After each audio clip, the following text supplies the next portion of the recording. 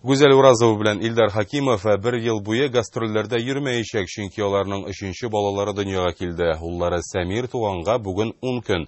Күп балалы әти белән әни җомга көнне аңа исем куштырырга җыена. Әле моннан 2 ел элек кенә Гүзәл Уразова икенче кызы Камиләне тапкан иде. Бүген җырчы гаиләсендә хәбәрчебез Эльвира Әхтәмова булып, артистларның күңелле мәшәкатьләрен күреп кайтты.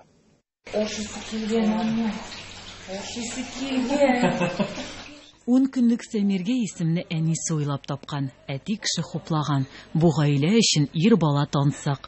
Гүзәл белән Илдарның олы кызлары Элларига 10, ә уртанчы кызлары Камиләгә 2 яшь.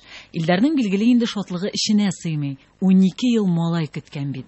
Көткән идем, беренче бала малай булыр дип уйладым, анасы икенчесе малай булыр дип уйладым. Икесенә дә кыз диделәр. Юк, кызларымны искиткеч яратам, шулай да төгәл булсын өчен инде менә шулай итеп Гүзәлгә рәхмәтлемен.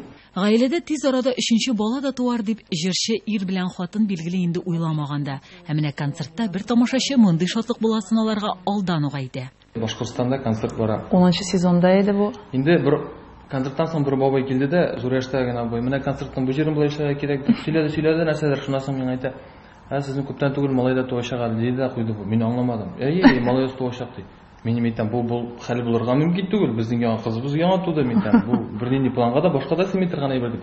Шуларның берсе көнне Ходай Тәгаләнең амин дигәнчә генә туры килгәндер.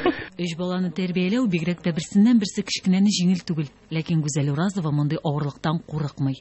Чыннан да бер уйласаң, авыр кебек тоеладыр инде ул. Күп балалы гаиләләр мине аңлар. Чыннан да менә башта гына авырлыгы күп булачак. Гүзәлнең әнисе менә чыннан да аңа рәхмәт әйтеп китәсем килә. Беренче баланы да, икенче баланы да карарга ярдәм итте. Чыннан да бу ул ярдәм булмаса безгә бик авыр булыр иде балаларны карарга. Ләкин әти белән әни кеше үз балаларын үзләре тәрбияләргә тели. Шуңа күрә алар бер ел дәвамында гастрольләрне дә туктатып торырга булган. Бөтен тулы вакытыбызны аларга бирергә тырышабыз. Менә без бер ел өйдә утырсак, алар берсә бер ел тулысынча аларга без үзебезне багышлап бер ел алла берсә алар белән булачакбыз.